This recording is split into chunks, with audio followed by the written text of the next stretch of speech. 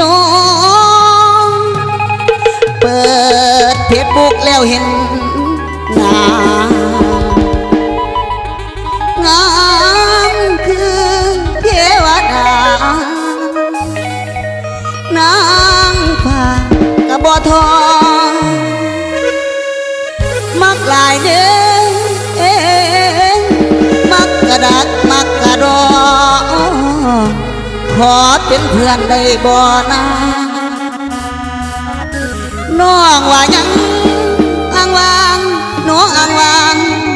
บ่มีคู่นอกเคียงสองละพี่สิขอขันไม้พองว่าจังใดพานางน้องว่าจังใดพานางน้อง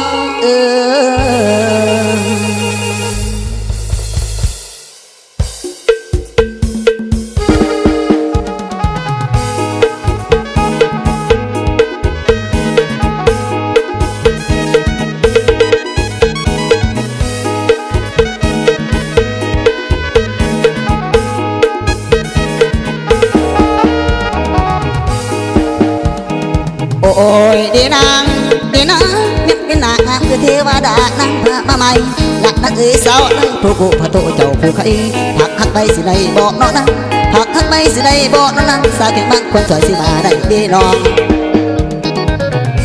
เนื้อทองน้องอยู่บ้านใดเพชรทั้งลายคือบอกมาเป็นคนหรือเทวดาเจ้าแทนนะผู้สาวอดลายไอ้นี่บ่มีกูโซนเนี่ยคนตะงอนมีเพื่อนหรือยังหักแน่นน้องยังอ้างว่างอยากปากหักนางในที่อ่อนไรเห็นใจไอ้เด้อสาวอ่อนขอวอนไว้ในอ่างเด้อพวกน้องที่จองไม่ผู้เดียว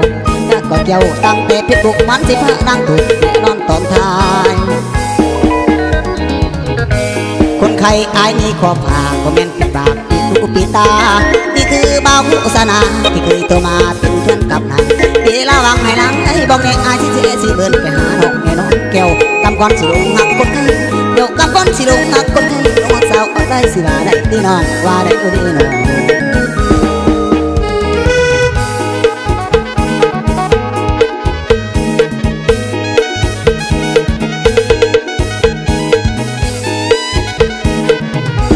หักสาวบ่มีเงินแต่งได้แต่รักแห้งทั้งเพชรทั้งลาย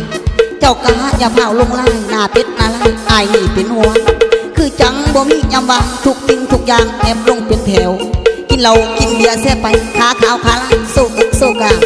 ไปชู้หอดฟังห้องหามอายมาบ้องหักษาไว้ก่อนอายมาบ้องหักษาไว้ก่อนโอ้ยดีนางดีนางมันก็น้องผู้สาวพวงทองขอน้องไปก่อนน้องยังหอดเวลานี่พี่หวังนอดทางน้องทางน้องลังส่งเป็นก่อนย้อนทางน้องลังส่งเป็นก่อนย้อนสาวอ่อนพี่สายที่อ่อนน้องพี่สายที่อ่อนน้อง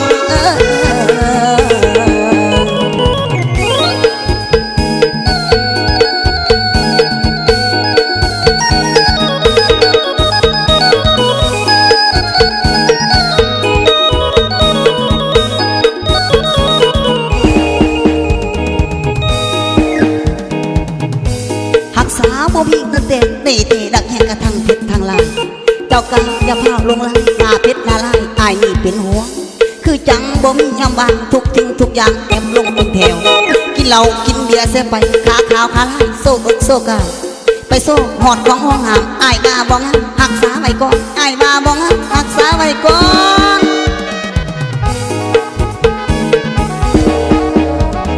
โอ้ยดีนางดีนางน้องผู้สาวพวงทองขอน้องไปก่อนน้องยังอ่อนเวลานี่พี่หวังย้อนหักน้องนั่งส่งเป็นก่อนย้อนหักน้องจริงนั่งส่งเป็นก่อนย้อนสาวอ่อนละพี่สายจริงบอนน้องพี่สายจริงบอน